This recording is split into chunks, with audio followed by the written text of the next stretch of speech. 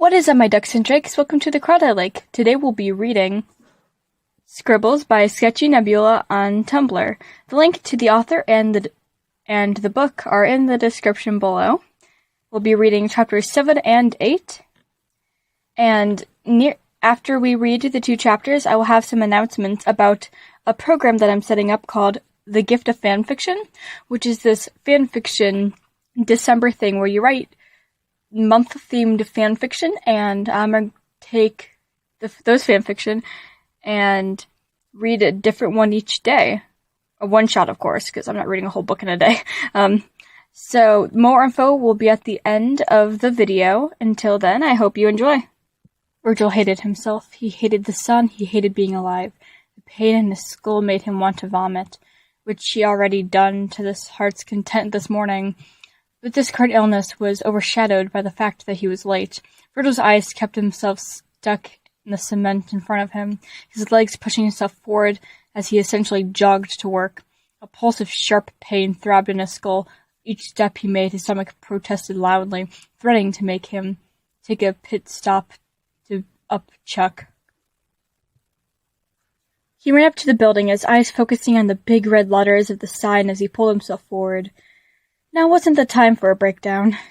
He threw his hands out, pushing the double doors open as he ran inside the shop. The bell rang, obnoxiously making Virgil momentarily wince at the sharp pain that sent through his throbbing head. "Welcome to Oh, Virgil!" Alan said, his eyes widening as Virgil dragged his body over to the front desk and moved to the back to pull on his red apron. "If Charlie asked where I was here the whole time," he says, and Alan laughs, eyes looking Virgil up and down before looking at the clock. You're only like 22 minutes late. That's better than most days." He mocked. "I hope you don't... You're not going to rat me out or anything, right?" Virgil asked, out of breath. His hands fumbled to tie on his apron strings, and Alan held his hands up in a collecting motion. "Dude, if I was gonna rat you out, I would have done that,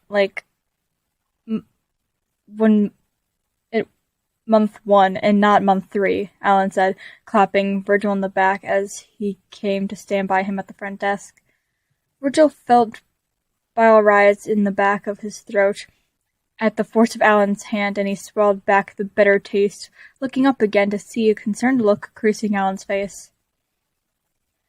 "I already clocked you in on time, by the way, though." Alan trailed off, and Virgil tensed. "I mean, you might want to cut back. I mean, we all party, but..." Alan said, Virgil's face tense, his jaw tightening, the tenseness in his head worsening at the action. "I am not hungover," Virgil stated painfully. "Dude, I can't, smell the vomit on you." Virgil grimaced, pulling the collar up his shirt to sniff. "Wait, are you sick? Actually?" Virgil hunched, pressing his body closer to the register, and Alan frowned at him. "Dude, seriously, if not for yourself, at least stay home so you don't get me sick." Virgil shook his head, the motion just making him feel dizzy. "I can't.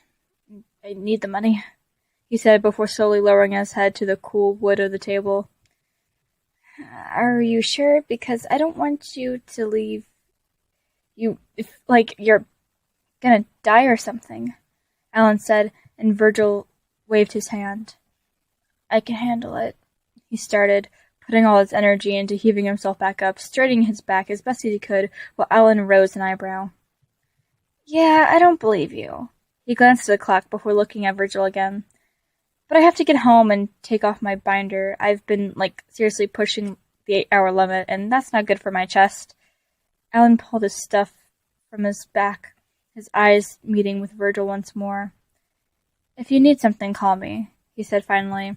He pulled on his coat, meeting Virgil's eyes once more and leaving Virgil alone in the store. Virgil sighed, his body sagging as he pulled himself away from the front desk, eyes scanning around the shop once before he turned. Virgil pulled the back of his apron, loosening and tightening of the fabric around his waist. He reached his hand around the edge of the empty door frame that led to the back, before he pulled the bin out. He pulled that to the front of the store, throwing it under the table before reaching back down and pulling out the stool. If he wasn't sitting, he would probably pass out. The store was normally empty on Wednesdays, most people deciding to wait for the weekend, which was just as well for Virgil's illness-slowed brain. He sighed as he tried, his body sagging on the quiet, empty store, weighing down on him. His eyes scanned around the store before connecting with a window. The cedar calf was still going strong. The people sitting outside were all bundled up in the air of the cooler fall weather, each one chatting about something. Virgil spared the strangers a glance before his lips quirked up, and the familiar group of regulars. Roman smiled, his lips pulling in a way that made Virgil's heart burst. Patton kissed a dot of coffee cream on Roman's nose, and the three of them laughed. Logan smiled as Roman pulled both of them into a group hug, Patton snuggling right under the crook of Roman's chin. Virgil's lips pulled up before dangerously wobbling, falling into a crooked grimace. He could tell them. He could go over there and tell all of them. His eyes snapped over to the small cup of pens and his mind of somersaults. He could take these pens and write anything. He could pull the words he always wanted to say to them and print them neatly on his wrist. He could let them black ink be his voice. But then what? Did he tell them that he was stalking them for the past 10 years?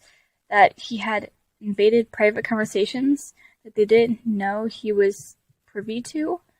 Does he tell them about every picture and word that they wrote that he treasured? He spent so long in silence. How could he ever go about breaking that? Roman was tracing a finger along the back of Logan's neck, his arm securely wrapped around Patton's, who was leaning against Roman's chest, his face almost breaking with a smile that stayed there. The more he watched, the more he couldn't see it. He couldn't see himself with them. There was no crook he could fit in, no room for him in an already complete relationship. Fate doesn't make mistakes. The words echoed in his head, his heart gripping them with all the strength he could. He watched the three of them in their own little world, his own somehow billions of light years away, despite reality placing him just across the street from them. When Patton pulled away from Roman, his eyes connected with something down the sidewalk, and a frown tugged at his lips. Virgil's head pulled in the same direction as Patton's eyes, stretching his neck to see what was happening, his body tipping the stool a little bit as he leaned over the table. Freas walked up, approaching the three of them. His shoulders were set, and arms crossed over his chest, and Virgil tensed, his heartbeat thudding in his ears, and his mind swapped ideas with himself. He'd seen that kind of anger before. Freas gestured, saying something, and Roman stood, walking over and reaching out an hand to the other to shake. Freas ignored it, forcing Roman to awkwardly lower back to his side. Virgil watched, his hands twitching, moving his fingertips over the wood of the table. Logan stood, rounding around the table, saying something that made Freas wave his hand at him. Virgil watched, his hands twitching, moving his fingertips over the wood of the table. Logan stood, rounding around the table, and saying something that made Freas wave his hand at him. Freas turned back to Roman before saying something that made the others start laughing. Logan shook his head as Patton sat behind them, his bottom lip between his teeth, eyes jumping between his soulmates and Freas. Freas rolled his eyes before turning hands, moving into the pocket of his jeans. He looked up, and Virgil's breath stopped in his throat as Freas' eyes connected with his own. "Sorry, I totally forgot my phone." The sound of the bell on the door made his eyes snap back to see Alan standing in the doorway. Alan moved forward, carefully sliding his stomach over the surface of the counter, his hand brushing along Virgil's side as he grabbed his phone from where it was charging under the desk. Virgil turned his head back to see Freas was gone, the other three trying to continue their evening. "Looks like you made a setup there.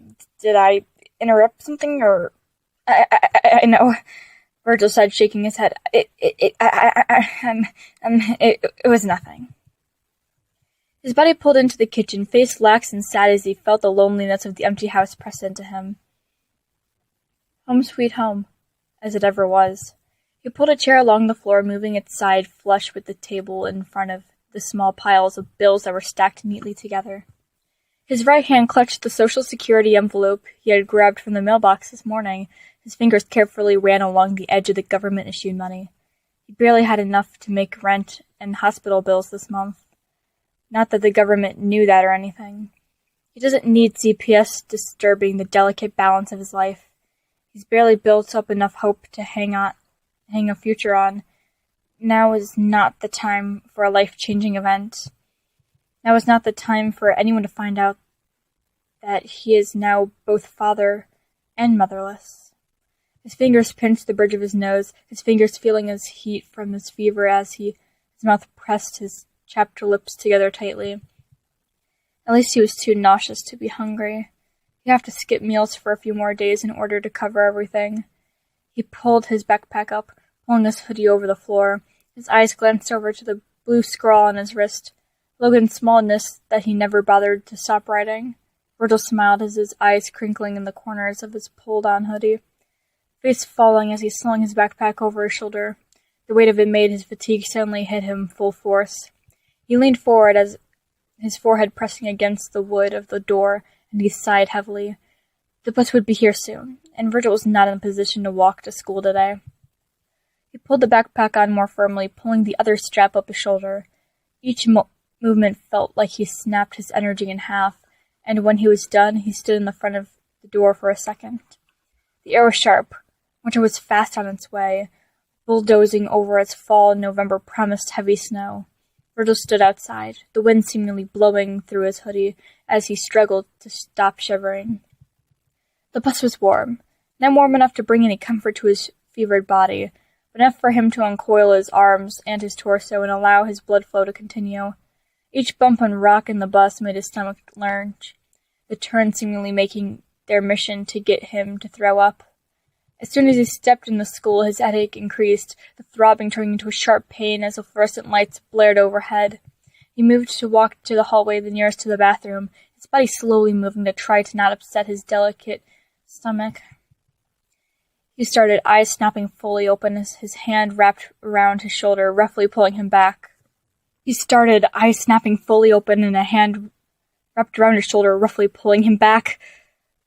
"Come here!" The voice was sharp as an arm hooked around Virgil's neck, pulling him away from the doors into the hallway. His heart sped up as he desperately tried to pull out of the grip, only to have the owner of the arm grunt at him. Suddenly he was being thrown to the back of the dead end, his stomach twisting threateningly as he pushed back vomit. He must have inhaled a little stomach acid since he started violently coughing, and burning sensation spreading in his lungs. The wall at the end of the hallway looming over him was just two figures at his only exit. "Well, aren't you pleasant?" Virgil's eyes snapped up, still letting out small coughs as Freya and his friend stood in front of him, the former with his arms crossed over his chest. "What do I want? Well, thank you for asking. You really are so eloquent." Freya said, his eyes rolling as his friend snickered. "What I want is Roman's part in the show, but that's over and done with already, and there's no changing Mr. Sneed's mind," Freya said, waving his hand dismissively before stepping forward and looming over Virgil's hunched form. Now I want is Roman's face crushed with disappointment when his big night is ruined." Virgil's eyes snapped open, his mouth drying up at what he was hearing. Why are you telling me this?" Virgil asked, his brain carting through the information frantically, bracing his back up against the wall and legs and threatening to give out on him. He was so tired. Freya sighed, pulling his hand to rub his forehead in annoyance. "Because you're the only one who regularly has to be around Alan, and he's the only one who ever asked to Rigby, who handles all the rope and light tech stuff, including the snow for the solo scene." Wait, the snow? Yes, the snow. It's flour and that's in a box. That's basically a shifter," Freya said dismissively, waving his hand. "Rigby is the one to hang it above the stage, but we have literally never talked to him before." Freya's eyes closed as he propped his closed fist on his hip. "Not that that really matters. We could do it with or without him, but having him on board would be easier than not. Virgil felt his mind rushing with conclusions. What are you going to... Oh my god! Can you just speak like a normal person, please, and thank you? Freya shouted, making Virgil shrink back a little, his head stinging at the noise. We're going to add water to it. They'll be too thick to go through the holes on the bottom, but as soon as we tip it... Freya smirked, trailing off. Well, let's just say that I hope Roman is ready for a slushy snow day. Virgil's heart fell, the image of Roman's crushed face filling his mind. Roman loves performing. Virgil couldn't take that away and let him be humiliated when doing something he loved. No, think, Freya shouted over him. Very, very carefully before you answer, he said. What would you care? You have no obligation to any of those three. You've talked to them for 10 minutes? 26. Virgil stuttered, making Freya's rolled his eyes. Yeah, and knowing that totally isn't creepy. Freya's turned to his friend, who hung him a few pieces of paper. Virgil, huh? He read off the page, making Virgil jump. You could get into any college of your choice with your talents. However, you seem to be lacking in the money department. Virgil shifted, pressing his back against the wall behind him as Freya slowly got closer. What you need is a good scholarship, and I happen to know a few judges in the competitions. Virgil's eyes widened as Freya leaned forward, his face inches from Virgil's. That might be able to help. Virgil's heart stopped, his eyes frozen on Freya's as the body slowly slid down the wall. His stomach gave a dangerous lurch as he was suddenly on his feet, elbowing past Freya's, ignoring him shout of "Hey!" as he booked it into the bathroom. He slammed into the wall, barely making it in time to bend over his body and throw up into the trash can by the bathroom door. His body convulsed, his hair sticking to its forehead as the cold sweat slowly ran down his face, and nausea ebbed off enough for him to lean against the wall, slipping onto his haunches. His eyes locked with the floor. The dirt there inconsequential as he slowly laid down on his side. He pressed his forehead to the cool tiles, his headache momentarily giving him some relief. His eyes wrapped around his knees as he cradled himself. The silence echoed in his ears until the sound of one of the sinks dripping finally came into focus. He curled his body into the hard surface of the floor, his shoulder crying out, the position making his stomach settle just enough to warrant ignoring the discomfort. He gripped his abandoned eyes, pulling his head up as he stared into the ceiling. He found his eyes taking in a familiar sight, as some panels that were on every school ceiling stretched over him, the same tiles that had stared at him every time he was sick. Virgil sighed, slowly moving his body to lay on the back before he let his headache fall to the wayside, loosely pulling the muscles of his neck in a way that increased the pain in his head. He groaned. Well, that was embarrassing, he mumbled to himself, pulling his legs to bend, bracing his hand against the wall as he pulled himself up. Though he's not exactly sure who it was more embarrassing for, Freya was giving him what essentially amounted to a supervillain rant, and Virgil left in the middle of it in order to throw up. Virgil tipped his forehead to lean its side against the bathroom wall.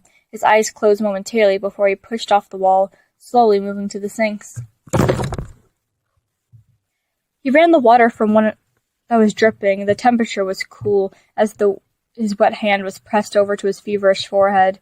He bent down, sloughing a mouthful of water behind his cheeks before spitting out the liquid and the taste of vomit going along with it. His arms stretched out on either side of himself, locking in place as he looked at himself in the mirror.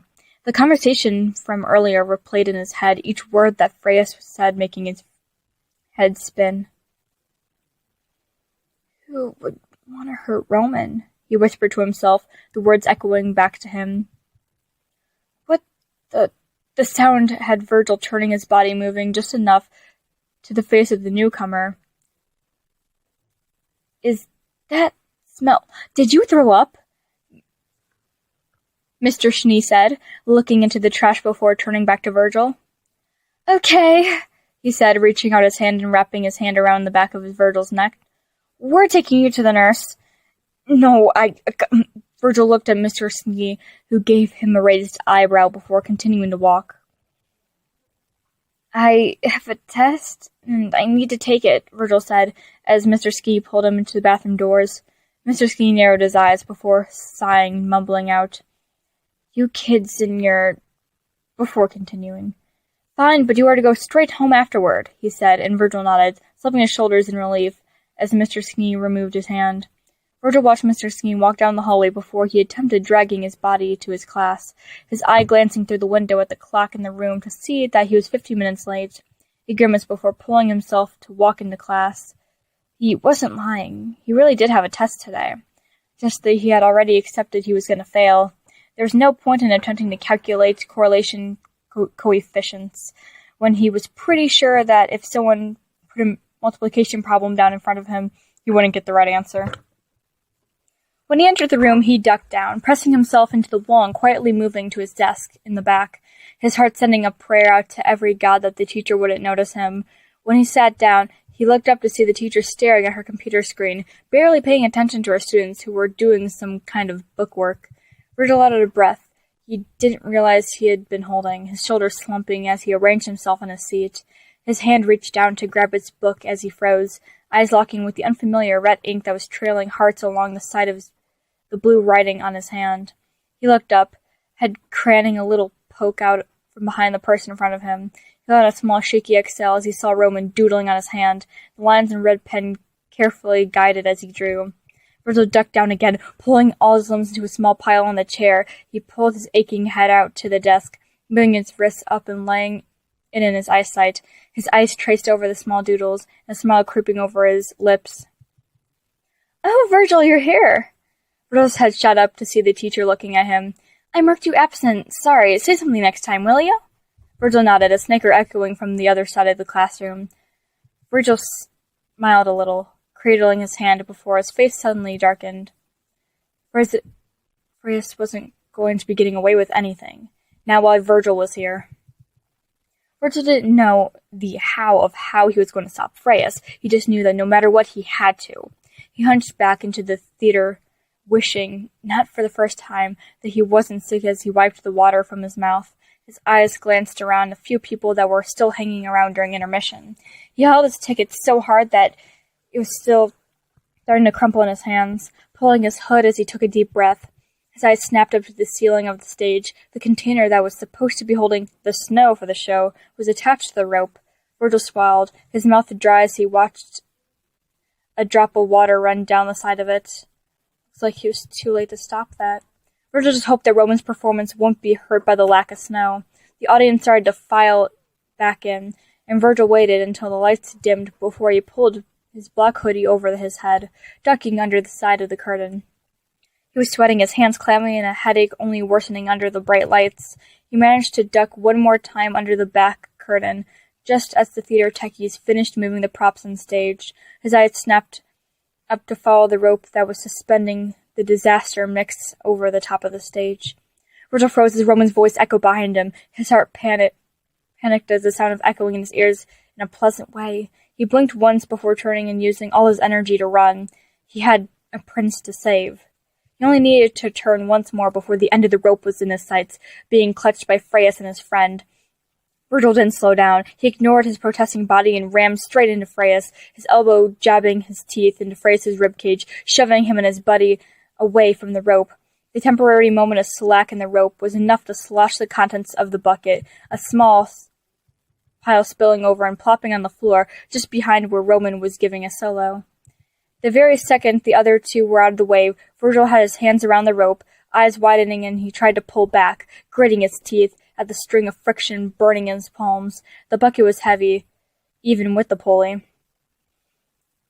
There had needed to be both of their strengths to be able to hold it steadily, and Virgil was not even half as strong as one of them, and he was sick. But he was desperate. He strained arms achingly, he pulled the rope back, the container rising in the air as he managed to pull the rope far enough that he was able to get it around the post. The rope lipped once, the urge of panic fluttering, panic going through Virgil's chest as he failed to pull the rope back to him. His hand trapped the rope against the pole, burning, stinging at the rope, harshly scraping against his palm again. He burned it once more before wrapping it enough to tie it to the pole, his hands throbbing. "How could you?" Patton's loud, betrayed voice had all three of them turning their heads to see both his and Logan's sullen, rage-filled faces. Virgil felt something in the stomach drop. Here both of them were, angry and betrayed, and here Virgil was, standing next to the incriminating evidence with rope burns and two other members of the drama club on their butts. Virgil's head fell as a familiar, helpless feeling surged through them. The same feeling from when Ricky first locked him in the janitor's closet, when a teacher sided with Ricky, or when he was the first to beat up by the entire basketball team. The same helplessness he felt the first time his mother flatlined. "What has Roman ever done to you that you feel the need to do something like this? Do you even know how crushed he would be?" Patton's voice was watery, a voice breaking at the end. Virgil's eyes burned, and Patton started walking towards him, his hands balled up at the sides. Logan stood there, hands crossed over his chest, his face pinched with cold hostility. Virgil's eyes looked around, his mind crushing him, yelling years' worth of insecurities, and throwing his entire life back in his face. Before the first tears could fall, the air was taken out of his lungs. He sharply inhaled as Patton walked straight past him, eyes angrily leveled at Freyas and his friend. "Roman tried! He tried time and time again to be friends with you two. I thought you were coming around. I gave you my cookies." Patton shook his head, standing directly over them. "You just can't look past your own jealousy, huh?" Virgil's heart stopped in his chest. Patton's words were sharp, and his eyes were spilling small, angry tears. Virgil's world was frozen over as Logan came to stand beside him. "If you were under the false assumption that we were not going to be reporting this to Miss Graves, then you are gravely mistaken," Logan said, eyes leaving and cold. Patton snickered, the sound muted by the shakiness and roughness of his throat. Was that a grave pun?" And Logan smiled at him. "This time, I might think it'd be." Suddenly the both of them were hugging, and Virgil felt his breath leave his lungs once more, his eyes lowering to the ground and feeling the otherness filling his veins. He didn't belong here. "Please," Freya said, standing up smoothly as he leveled Virgil with a glare. "How could you possibly think it was us? We were only trying to stop this delinquent." Virgil's head snapped to see Freya pointing a finger at him, his eyes widening, turning to Patton and Logan, only to see Logan rolling his eyes. "Falsehood," he stated simply. "Firstly, I want to point out that he has been at school for almost all the school events this year, and has never caused any trouble once. But as further proof, we also been privy to this great rescue attempt." Virgil's cheeks reddened. It wasn't really all the school's events, it was just theirs, and it wasn't a great anything. He didn't do anything remarkable, he just panicked. "I have the past data to prove that Miss Graves' next course of action with you two will be nothing short of expulsion. If you need time to deliberate on that, then I would take that time now." Logan's voice rang in his ears, and Patton was suddenly in front of him, eyes soft in a way that made Virgil's heart ache. "May I see your hands?" The request was so soft, so kind that Virgil found himself paralyzed, his eyes trapped in eye contact with Patton, carefully gripped the bottom of Virgil's wrist. Virgil sucked in a breath. The contact was warm. Patton's grip was careful and secure. It was wonderful. Patton turned his hands over to see his palms, hissing at the red swollen welts marking the skin. "Ow, that's gotta hurt, kiddo." His grip stayed firm. Nausea hit Virgil again, the adrenaline leaving his veins only to leave pure fatigue in his wake, a headache pounding in Virgil's brain as Patton rubbed his fingers along the bottom of his wrists. The warmth and security of his grip pressing comfortably against Virgil's wrist made Virgil slump. His tired brain was too much full of brain to pull back from the comfort. "What is going on here?" Mr. Skeen's voice rang out, and he walked over to the scene before him. Mr. Skeen's eyes immediately went to Freyas and Logan as they both stepped up at the same time. Mr. Skeen? Logan began at the same time as Freyas. This lunatic tried to separate lines of dialogue that happened after that were jumbled, as both of them tried to talk over one another. "Children," Mr. Skinner interrupted them. "I don't know what's happening, but I suggest we start one at a time." Mr. Skeen looked to Patton, gesturing for him to speak. Patton cleared his throat and stepped up. "Well, we were worried when we saw someone slipped in the backstage of the play, especially since the snow effect wasn't happening, and so me and Logan and I," Logan corrected and Patton nodded. "Logan and I went backstage, and we saw him." Patton gestured to Virgil, and Virgil hunched into his hoodie a little more. "Ram into Freyas to get him away from the rope before pulling it back and tying it down." Freyas sputtered. "What?" His friend hauled himself up off the floor, nodding along with whatever Freyas was saying. "So you agree with the fact that he needlessly assaulted me?" "Mr. Ski, I implore you to pull that container down," Logan stated, interrupting Freyas as he looked into Mr. Skeen. "While our friend here was securing the rope, it managed to splash on a peg substance on the floor." Mr. Skeen nodded. "Checking, it sounds like reasonable enough to prove your story." He turned to look at Freyas. "And if this is true, then you have nothing to fear. What do you say?" Freyas quietly stared at him for a moment. Freyas's friend stood behind him. His eyes flicked back and forth between Virgil and Mr. Skeen before Freyas opened his mouth again. "Sounds amazing." Mr. Skeen nodded at him before addressing all of them. "Well, this will have to wait until the show is over. Until then, I will be staying back here with all of you to make sure nothing happens. In the meantime," Virgil sighed, leaning up against the wall as his throbbing head continued. He needed to sit down. "How about I go take care of our hero and get Miss Graves? You'll want her here during the reveal, and he needs something for his hands," Patton said, and Mr. Skeen tilted his head before looking down at Virgil's hands. Mr. Skeen hissed painfully at the sight. "What happened here?" he said, and Virgil shrugged. Rope burn," he said, his throat scratchy from having thrown up not even 20 minutes ago. "I grabbed the rope when Freyas and his friend let go, and it was moving, so he trailed off, and Mr. Skeen looked at him with disapproval. "Doing all that while you're sick? I thought I told you to go home and rest after yesterday's school day," Mr. Skeen said, and Virgil's cheeks reddened. He didn't think he would remember that. Patton's hands carefully let go of his wrist, moving and lightly grip his shoulders. "You're sick," he said, alarm potent in his voice, and Virgil shrugged, his eyes locking with the floor as butterflies stirred in his stomach. Or maybe that was just nausea. Who knows? "Go ahead and get Miss Graves," Mr. Skeen said before turning to look at Virgil. "I'm sorry, I would normally send you home, but you have to stay and corroborate the story on your side. Patton, you can't..." Mr. Skeen didn't have to finish his sentence as Patton was suddenly pulling Virgil along with him. Virgil was surrounded by Patton's light touches, the warm feeling of fingertips moving up and down Virgil's arms and torso as he fussed over him, a hand briefly laying over his forehead before Patton was sitting him down in the front office. "You stay right here, okay, kiddo?" Patton said, and Virgil was about to point out that they were the same age, but the chair was suddenly too comfortable, and his stomach rolled in a way that made him curl around his abdomen.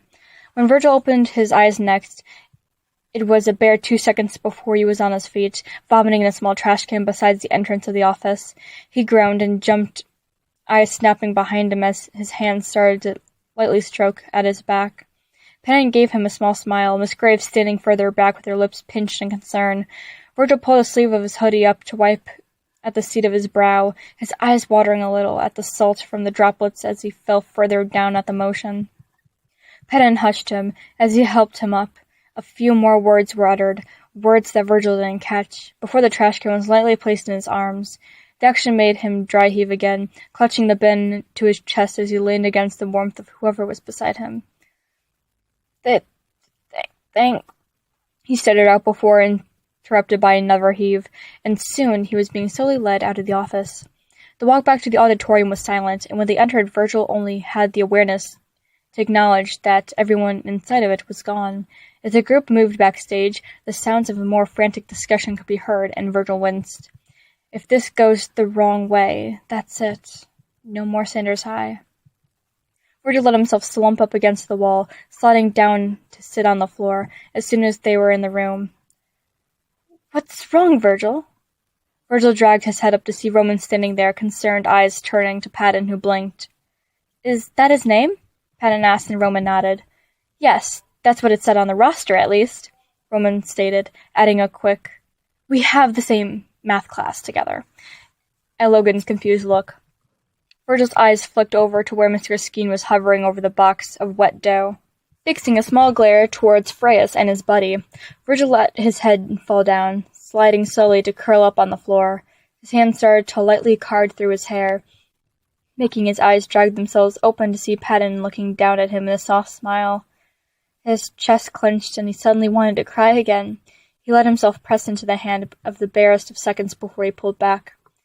No use to getting used to something that wasn't going to last. Patton's face fell, and guilt flooded Virgil's veins as the other slowly pulled away with a slight nod. It's not you," Virgil screamed in his head. "It could never be you. It's me. You're perfect." Logan explained it this time, all clinical words and eloquent observation, as Roman's face turned from confusion to betrayed. His eyebrows pulled together, mouth slightly open, as he stared at Freyas. How could you?"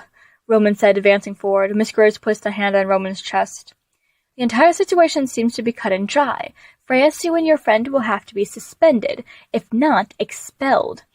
I will have this in my school." Virgil didn't get to see Freyas' face, as the body obscured from his view. Roman knelt in front of him, placing his hand over his heart while looking into Virgil's eyes.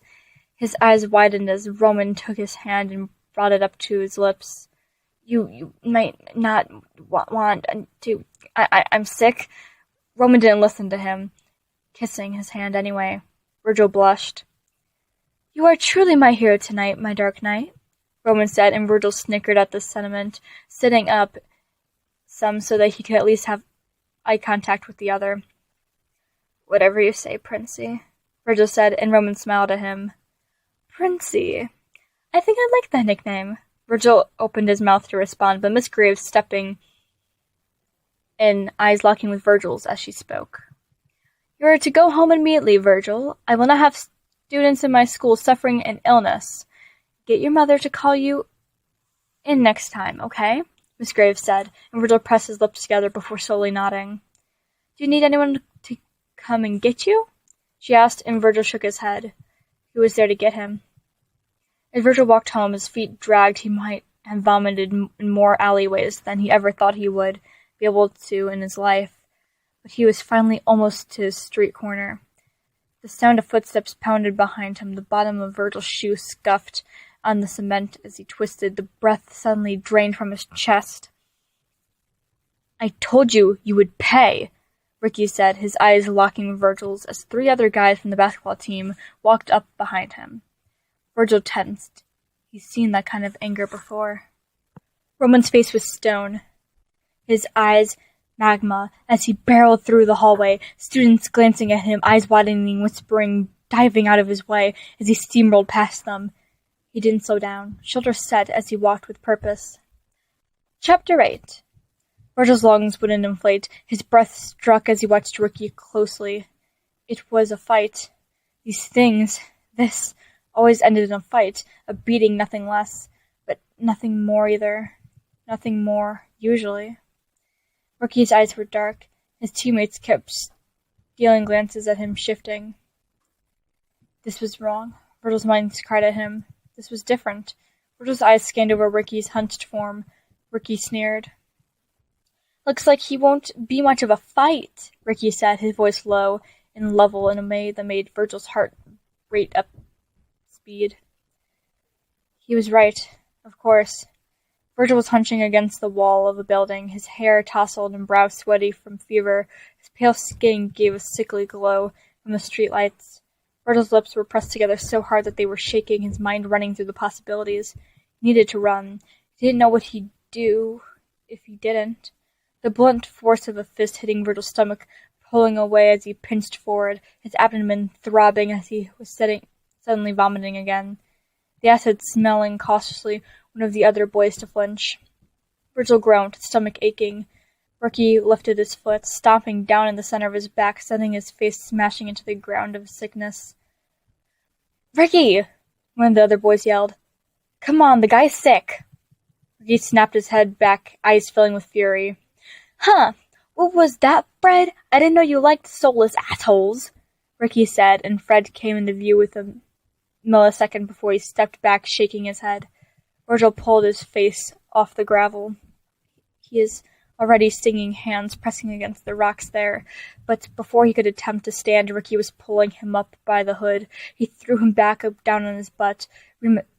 Virgil hissed as his motion crashed to his elbows against the gravel. "Hold him," Ricky stated, and nobody moved.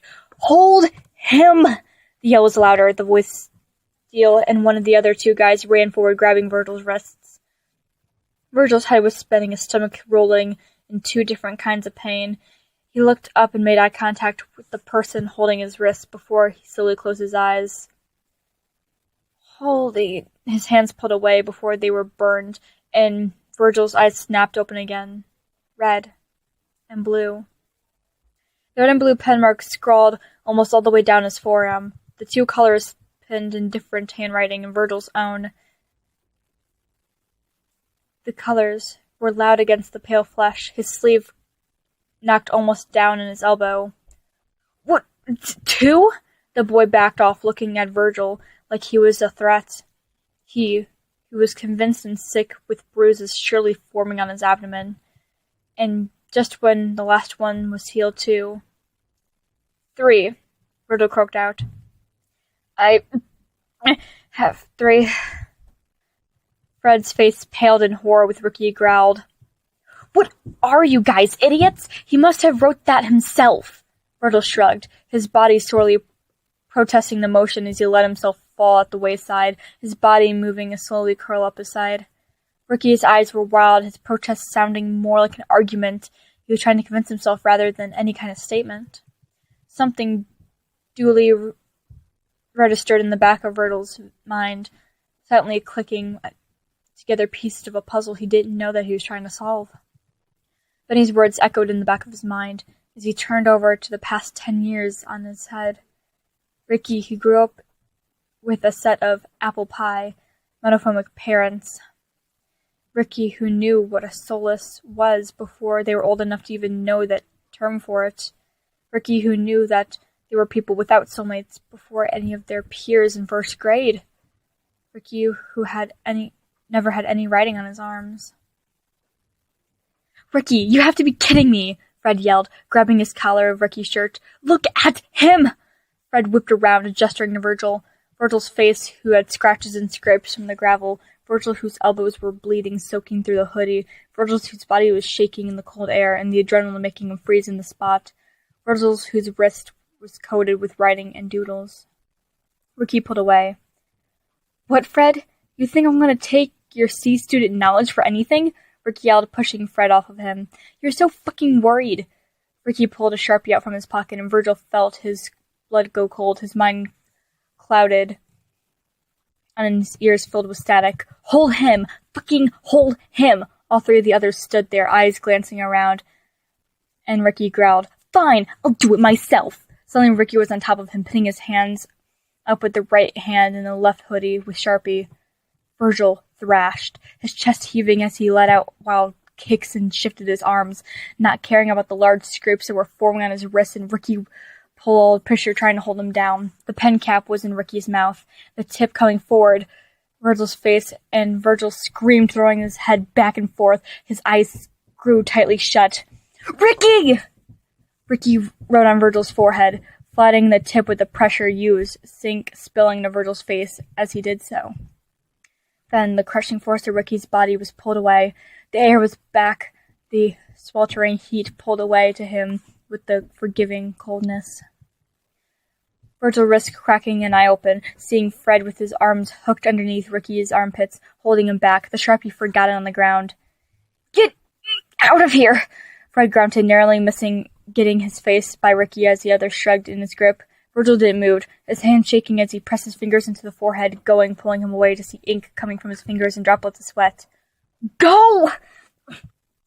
Virgil was on his feet, his body dangerously lurching as he doubled over, throwing up once more, his throat conversely as he dry-heaved. He stumbled, bracing himself on the brick wall before running. His eyes burning at each step drained him, his mind ringing, body vibrating with pain. He ran until he made it to his doorway, scraped, stinging, and hoodie covered in vomit.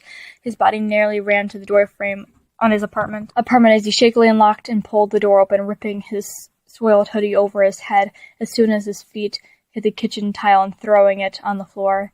His legs shook as he tried to run up the stairs. One leg gave out, hitting the floor as his muscles forced him to keel. He cried, tears streaking through his ink as he pulled his body up again, turning on the bathroom sink and frantically splashing his face with water. He pulled the corner of the mirror, eyes locking with the letters, immediately wishing he could have unread the word as it caved into his chest cavity, laking his heart and bending his hope as far as it could. Unwanted. It was spelled out in thick, blocky letters, and streams of ink streaking lines down his face. His hands shook, his body basically vibrating as his breath stopped in his chest. He swallowed roughly, trying to breathe. He rubbed his hands roughly, scratching at his face, trying to get even a little of the permanent marker off.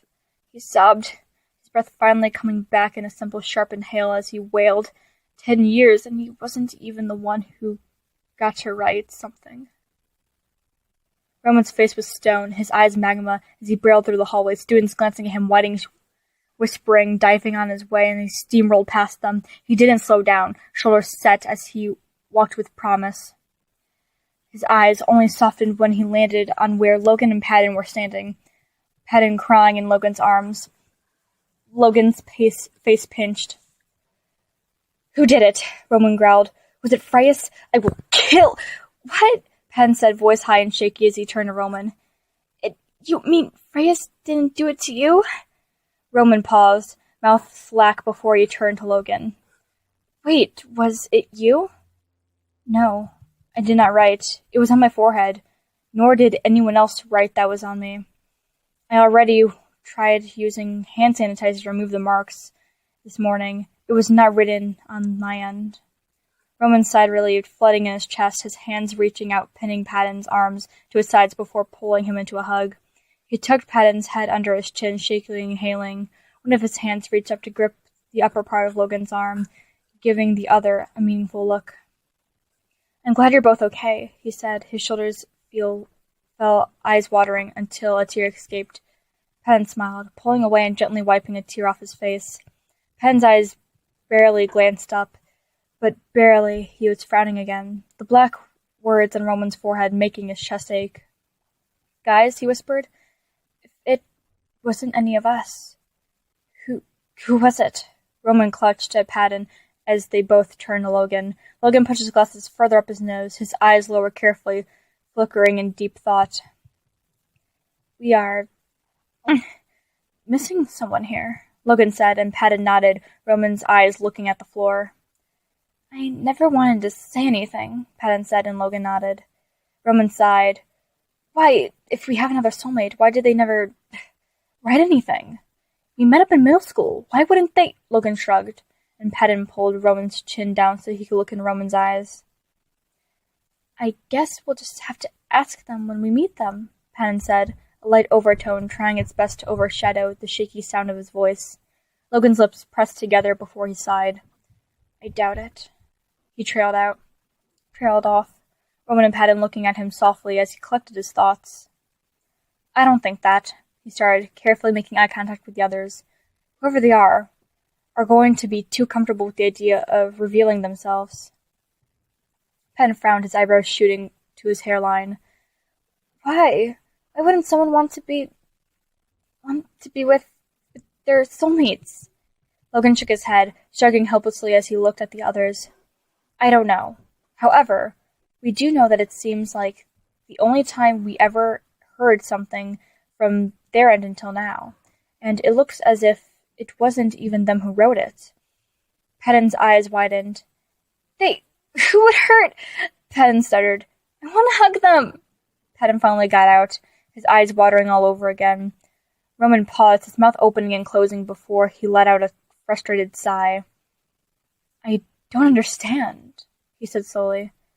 I don't know why anyone wouldn't contact their soulmate, but I don't care about that right now. Roman pulled Paddin back into his chest as the other continued to cry.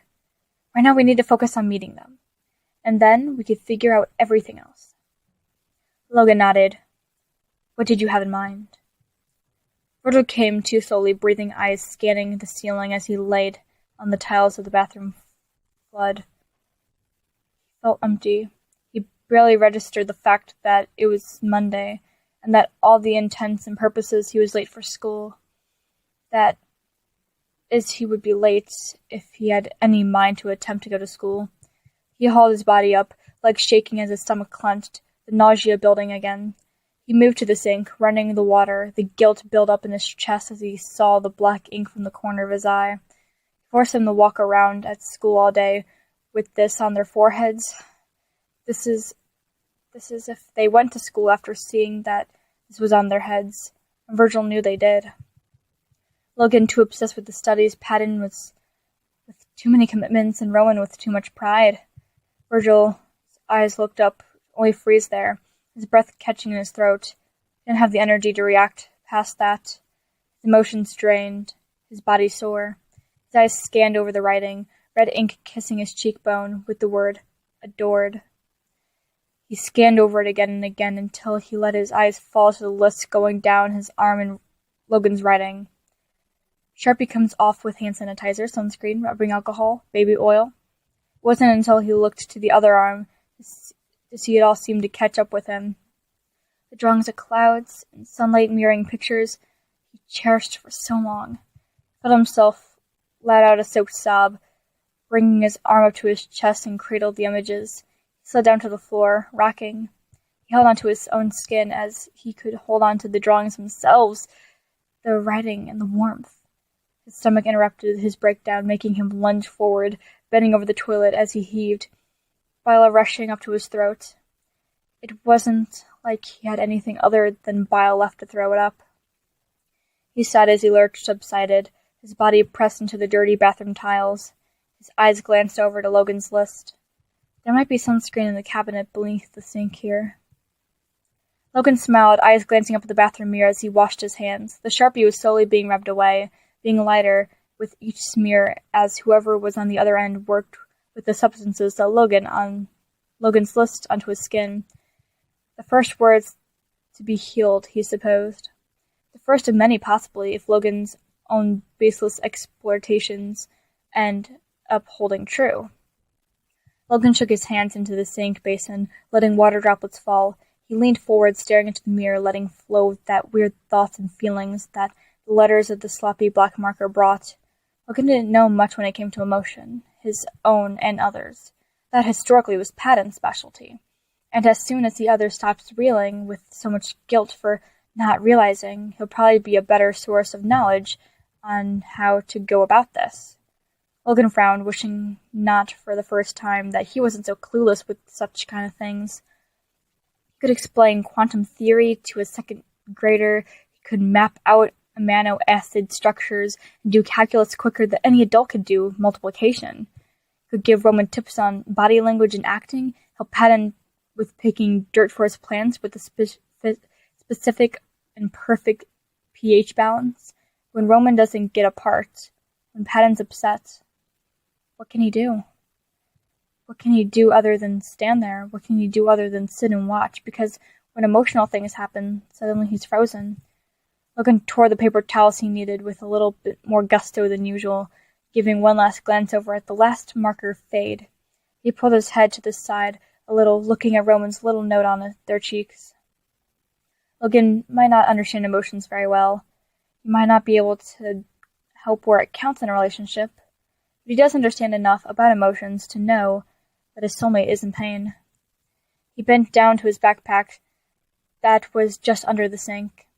He pulled out a blue pen, from one of the pockets, uncapping it. He leaned forward to get a better look at what he was doing in the mirror, carefully putting his own word right underneath Roman's. Virgil's forehead was clear. The black ink finally pulled away from his skin. He closed the sunscreen bottle, bending down. He sighed as the movement made his sore limbs cry out, the scrapes from the night before finally demanding attention as they made their uncomfortable throbbing known. He propped the sunscreen back beneath the cabinet, pulling his hand back. His back protested as he bent upward. His eyes caught a blue smear of color went down the corner of his eye, and his eye flicked to meet it. His heart sung at the words. His mind sending him too many emotions, managed as butterflies swirled in his body. Adored. Worthwhile. Virgil pulled forward, bracing himself onto the counter. They didn't know that. They didn't know him. They didn't know every horrible inch of every day. They didn't know what they were consigning themselves to. Virgil exhaled, head tilted back as the eyes scanned at the ceiling. He pulled a stinging rope. Burned gravel scraped his hands away from the counter, moving his arms up to inspect the scrapes, dragging down his elbows and wrists. The ones on his face would heal without any attention. He sighed, looking at the bathtub beside him, mind calculating how much a bath would be before he froze in horror. His mind backpedaled through the back when his next work shift is at Wednesday. The information rang in his head. His muscles fell, body aching at the tenseness. Virgil grabbed at the feeling. He ran to the sink, sticking his elbows under the tap, hissing at the sting. It ached, burning as he rubbed at the dirt of them and into the water, his palms stinging under the water. He stretched the tight skin out, turning the tap off as soon as he could. He shook the water droplets off his arms, body slumping, and remembered that he needed to grab his vomit-covered hoodie from downstairs. He pulled his body up, forcing his legs to straighten and carry his weight, removing the pressure from his arms as his hand tentatively opened the bedroom door. Virgil stumbled downstairs, as his face scrunching up the smell he got down there. He saw the small pile of fabric, picking it up and carrying it, pinching it between two fingers, holding it far away from himself as he could. He threw his hoodie in the washer, tilting his body to let his head lean against the wall, nearing the machines. His headache was coming back at full throttle. He dragged his arm up, bending his elbow inward, his scrapes burning as he placed his cold and clammy hand against his forehead. The heat there made him groan, and he felt a familiar fear rise up in his heart. Ricky found where he lived, or at least the street near where he lived, an area close to him, close enough to make him anywhere and safe. As the helpless feeling of life out of control, the danger that could choose to hurt him, to bend his heart and his will back as far as he can, filled his chest, he glanced at the machine. 45 minutes on the timer. He dragged himself away from the laundry room, pulling his body up the stairs, leaning against the banister as he went. He thought of CC as he finally collapsed on the bed, wondering what it might have been like if Ricky had found the black burns and not him. His mind ran with this thought for a moment, not realizing when his eyes slowly closed. Penn pulled his backpack off the floor and as the bell rang, the other kids walking out of the room. He turned a few markers over in his hand, eyes glancing down at the doodles on his arms. 4 years, and he knew. He realized something was off, and he didn't do anything about it. His mind turned over every day. They were laying together every moment where it felt like there was just a little too much space, a little too much food, or a little too empty conversation. He sighed, hand going up to rub his forehead. They say that when you meet your soulmates, everything just flows. He wonders how they missed part of their flow. He walked out into the hallway, Logan standing outside his class, giving him a small smile. Penn smiled back, pulling his lips up in an attempt at normality. They got it off? Penn asked, gesturing nothing and missing ink on Logan's forehead. It appears so, Logan said, and Penn smiled, eyes crinkling at the blue smudge on his cheek. You left him a note? Penn asked, and Logan cleared his throat, nodding. Yes. Penn laughed, the darkness in his stomach disappearing some, the feeling weighing off his shoulders as he watched Logan straighten his tie. Let's go find Roman and get out of here, huh? He said, locking his arms with Logan. He could spend the eternity of his life wondering how he didn't notice something, or he could do all he could to enjoy his time with his soulmates. All three of his soulmates, hopefully. Logan and Patton walked down the hall, students parting to let them pass as they made their way to Roman's English class. Roman sighed as he walked out of class, his fingers thumping on the back of his pen against the side of his hand. He pulled the other strap of his backpack over his shoulder. He was glad Patton and Logan were okay. This morning he was so certain, though he was unsure as to whether certainty or uncertainty was better, having to spend time constantly wondering if some missing fourth piece to their family was doing okay, if nothing else. He turned right, legs automatically moving into the routine as his mind relived this morning. His mom's doing their own morning routine, while he was busy staring in the mirror at his own reflection in the bathroom. Roman didn't do okay, he did brilliant. He did amazing, he did magnificent, nothing less.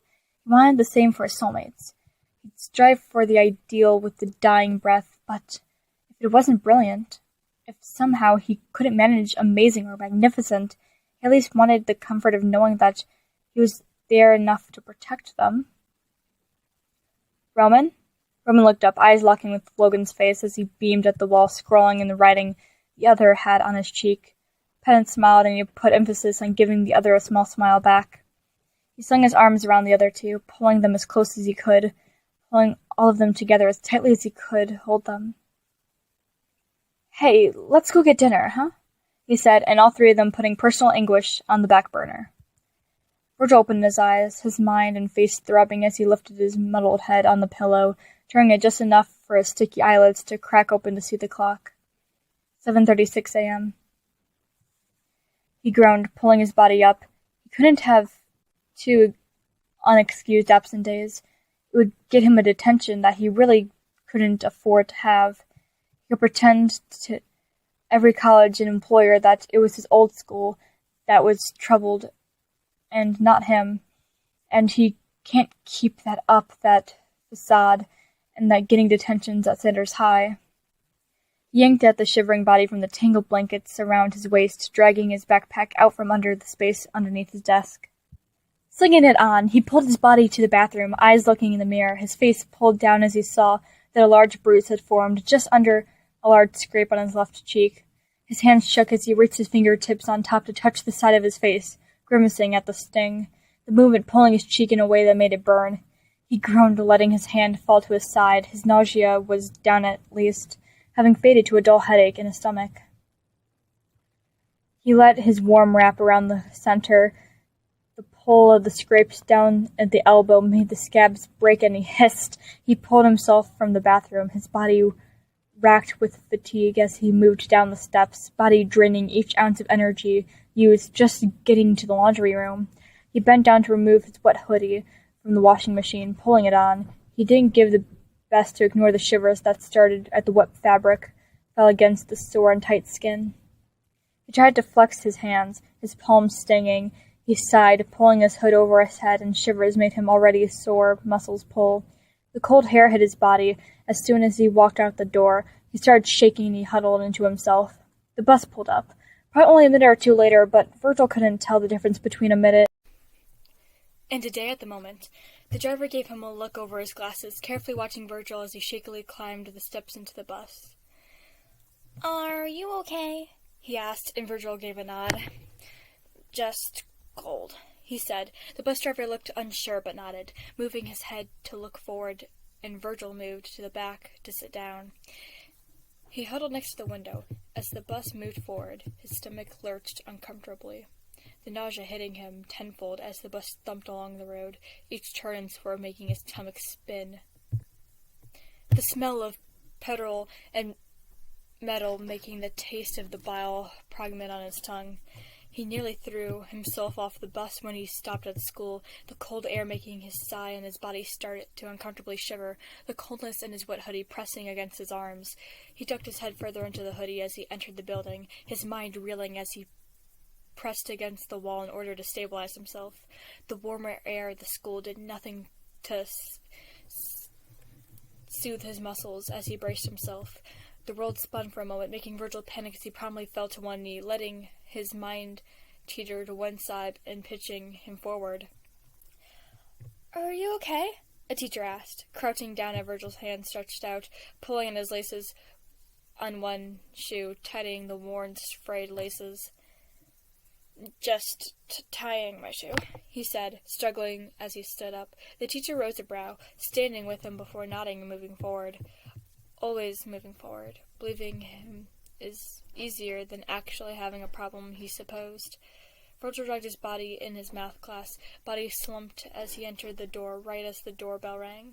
He moved to his seat, his shoulders slouching, body crying out as his shaking muscles were allowed to give out.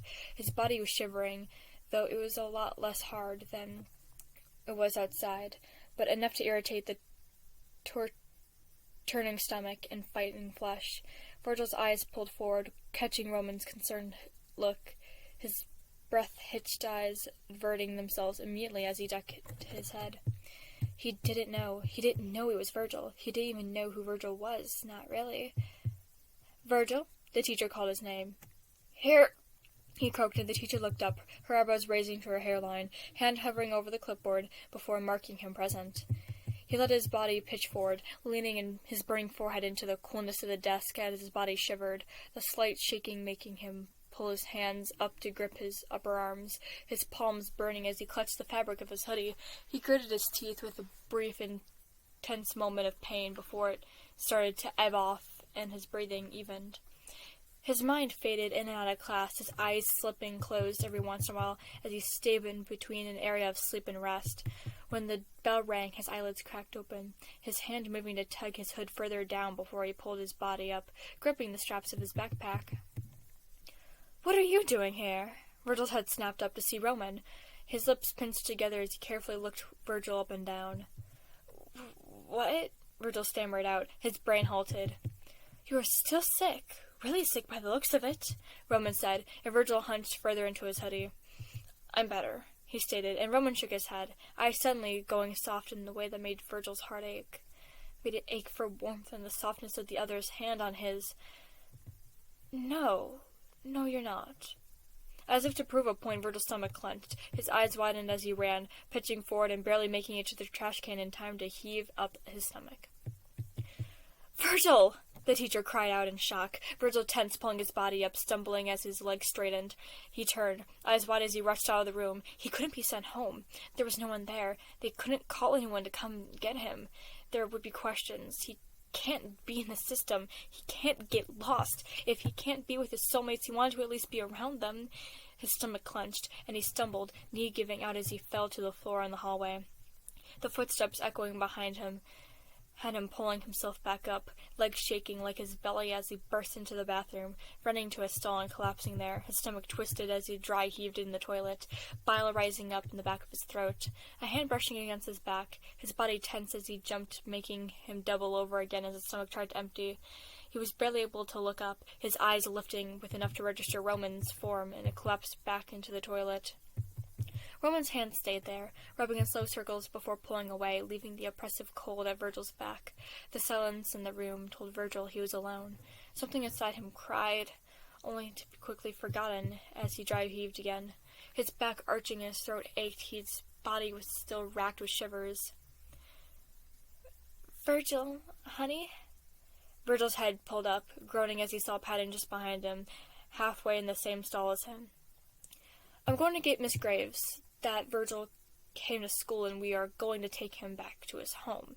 Virgil's voice echoed outside the stall before the bathroom door shut. Virgil fell forward, tears streaming down his face. "It'll be okay.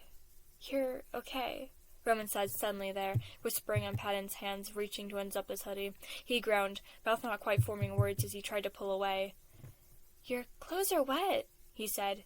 "You need to get it off." "No," he managed to whine out, pulling away, body slumping from Patton's hands. Miss Graves said. Logan paused, a stall doorway suddenly full. Logan looked at Roman for a split second, exchanging some sort of conversation as Logan kneeled down. Roman's hands gently pulled Virgil up, Virgil's eyes screwing shut as he was manipulated. Patton's had moved to pull down the hoodie. Logan's hands helped guide Virgil's arms out of the clothing, the hood falling back as they went. Patton gasped, Virgil tensing at the sound. Roman hissed at the bruise on his face was revealed. Then the room was silent. Virgil shifted in his body, trying to move from this place half lying in Roman's lap, only for Roman's arms to tighten around him. A thumb gently bruised over his cheekbone. His heart thumped as he realized his mistake.